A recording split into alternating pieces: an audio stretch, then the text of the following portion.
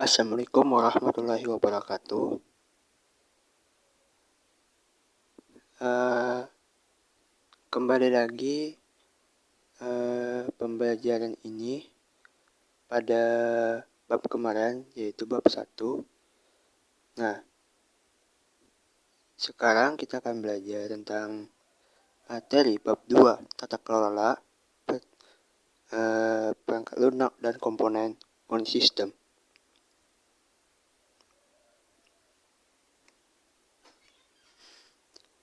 Seperti yang kita tahu, pengertian software adalah data yang diprogram, disimpan, dan diformat secara digital dengan fungsi tertentu. Perangkat ini tidak memiliki bantuan fisik. Anda bisa mengoperasikannya lewat perangkat komputer. Perangkat tersebut dikompilasikan memakai aplikasi compiler agar dapat menjadi kode yang bisa dikenali oleh mesin hardware atau bisa disebut dengan perangkat kelas. Adapun fungsi utama dari software yaitu sebagai dasar kebutuhan komputer agar dapat dioperasionalkan dengan baik dan mudah. Sebagai penghubung antara beberapa software dengan hardware komputer. Lalu yang terakhir, berfungsi sebagai penerjemah perintah dan software lain yang ada dalam bahasa mesin. Dan lain-lain. Macam-macam fungsi dari fungsi utama dari software. Lalu selanjutnya kita langsung pembahasan macam-macam software beserta fungsinya. Yang pertama, software antivirus. Antivirus merupakan software yang digunakan dalam melindungi perangkat komputer dari virus. Tujuannya, software ini untuk mengamankan dan mendeteksi dan menghapus virus dari perangkat komputer yang kita miliki, seperti software antivirus yang bisa digunakannya adalah Fuzzfree Antivirus, Bitdefender Antivirus Free Edition, Avira Free Antivirus, Kaspersky Free Antivirus, AVG Free Antivirus, dan 360 Security. Itu pembahasan selanjutnya, software perkantoran. Perkantoran. Software ini biasanya digunakan dalam menjalankan pekerjaan di kantor atau di sebuah perusahaan. Terdapat banyak juga fungsi yang dilakukan seperti representasi, pengolahan data, pembuatan dokumen, grafis, hingga komunikasi. Aplikasi perkantoran yang dibutuhkan di perusahaan atau di perkantoran seperti MS Excel, MS Word, MS PowerPoint, MS Outlook, dan lain-lain sebagainya. Selanjutnya pembahasan tentang software video editor. Software video editor digunakan untuk mengedit video. Tujuannya agar video yang dihasilkan menarik dan sesuai dengan keinginan. Sehingga video editor ini cukup populer banyak digunakan terutama dalam bidang multimedia seperti video editor, video grafis, dan lain-lain.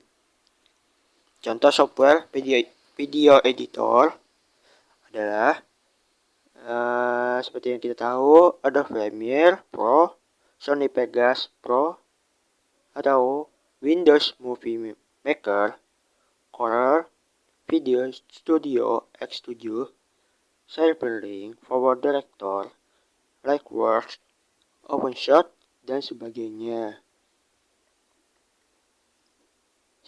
Lanjut, software browser. Software browser ini telah banyak digunakan atau dibutuhkan oleh setiap orang. Melalui website Google adalah salah satu contohnya. Segala informasi yang dibutuhkan atau yang kita apa yang kita butuhkan dapat ditemukan dengan mudah cepat. Baik.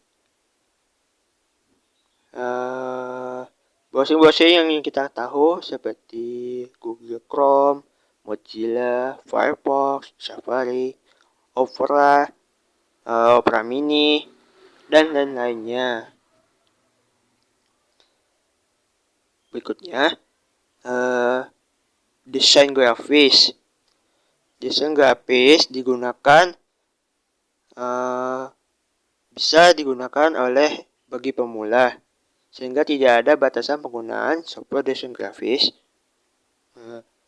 Software desain grafis banyak digunakan oleh CorelDRAW,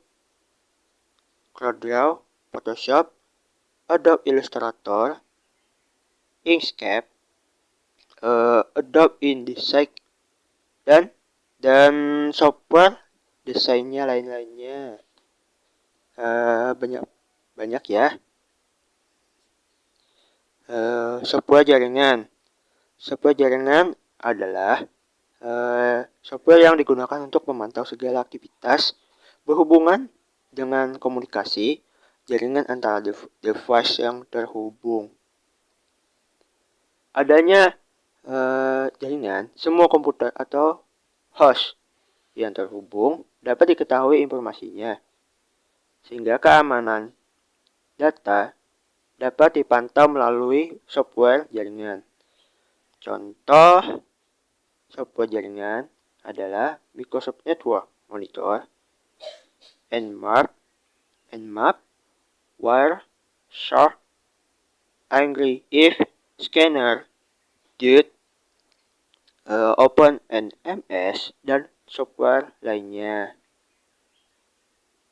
Selanjutnya, software audio editor. Software ini digunakan untuk menghasilkan kualitas audio yang terbaik dan yang terbagus membagus suara-suara yang saat kita melakukan record.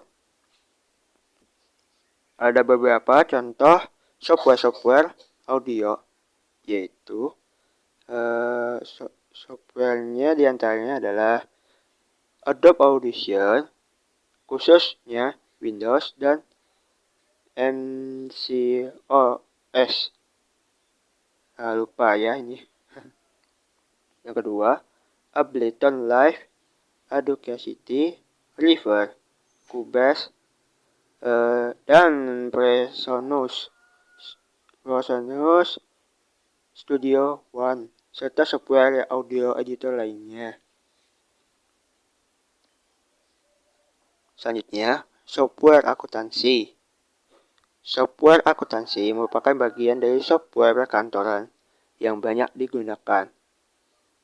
Namun, bedanya adalah lebih ke permasalahan akuntansi. Contoh dari software akuntansi seperti MIOF Accounting, Zahir Accounting, Accurate, Quip, dan SAP. Software downloader. Pembahasan ini untuk mempermudah kita sebagai pengguna dalam melakukan download pada suatu file atau data tertentu. Contoh lain yaitu yang sering digunakan dalam download yaitu IDM, Free Download Manager, Eaglegate, Fox, Flashgate, Download Accelerator Plus, dan lain-lain sebagainya. Software PDF Reader. Software ini membutuhkan khusus agar dokumen tersebut dapat dibaca. Sehingga pengguna software PDF Reader sangat dibutuhkan bagi setiap orang yang memiliki dokumen berekstensi PDF. Contoh, software PDF Reader digunakan secara bebas adalah Adobe Acrobat DC, Posit Phantom PDF, Soda PDF Anywhere, Nuance Power PDF, dan lain-lainnya. Oke, kita akan memasuki pembahasan yang kedua dari sistem operasi. Sistem operasi dalam bahasa Inggris yaitu Operating System, disingkat OS, yaitu perangkat lunak sistem yang mengatur sumber daya dari perangkat keras dan perangkat lunak, serta sebagai daemon program komputer. Sistem operasi mempunyai penjadwalan yang sistematis mencakup perhitungan penggunaan memori, pemrosesan data, menyimpan data, dan sumber daya lainnya. Contoh sistem operasi yaitu Linux, Android, iOS, Mac OS X, dan Microsoft Windows. Pembahasan ketiga, aplikasi database. Database adalah perangkat lunak yang membantu mengolah sistem basis data atau sistem komputer. Fungsinya yaitu memelihara dan mengolah informasi serta menyediakan informasi tersebut saat dibutuhkan. Tujuannya jelas, yaitu aplikasi ini akan sangat membantu mengolah berbagai data yang dimiliki perusahaan, baik itu terkait laporan, penjualan, hingga berkaitan dengan para pekerjanya. Oke, contoh aplikasinya. Contoh aplikasi database seperti Microsoft Access, Oracle, Microsoft SQL Server, MySQL, Firebird, PHP MyAdmin, dan aplikasi database sejenisnya. Oke, masuk ke pembahasan keempat. Bahasa pemrograman. Bahasa pemrograman yaitu suatu himpunan dari aturan sintaks dan semantik yang dipakai untuk mendefinisikan program komputer. Fungsinya yaitu memerintah komputer untuk mengolah data sesuai dengan alur berpikir yang kita inginkan.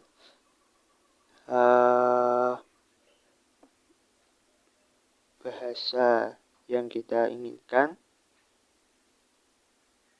mana ya?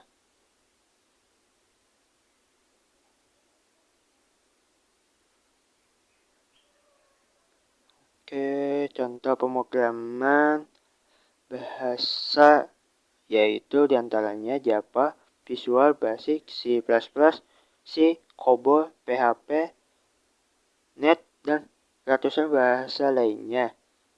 Umumnya,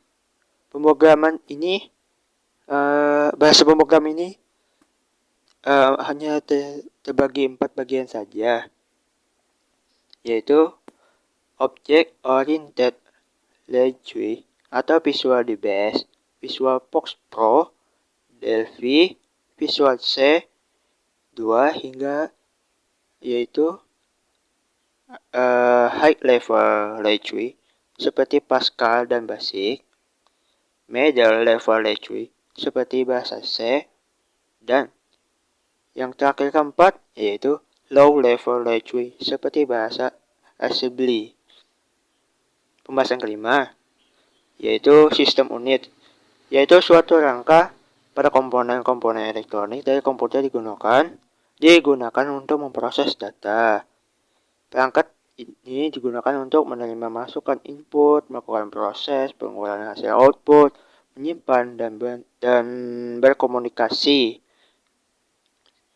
Yaitu contohnya seperti keyboard, mouse, mikrofon, monitor, printer, pemindai scanner, kamera video, dan pengeras suara. Pembahasan ke-6, prosesor merupakan komponen utama atau otak dari laptop komputer. Prosesor memiliki fungsi penting bagi seluruh operasi perangkat komputer karena semua perintah dimulai dari prosesor. Fungsinya secara umum adalah mengolah perintah yang masuk kemudian dikeluarkan berupa output, yaitu memberikan perintah. Oke, pembahasan ke-7, representasi data. Data adalah suatu yang belum mempunyai arti bagi penerimanya dan masih memerlukan adanya suatu pengolahan. Data bisa terwujud suatu keadaan gambar, suara, huruf, angka, matematika, bahasa, ataupun simbol-simbol lainnya. Adapun jenis tipe data seperti integer, real, boolean, dan karakter, dan string. Pembahasan ke-8, memori internal. Memori internal ini memori yang disimpan secara langsung oleh bagian prosesor.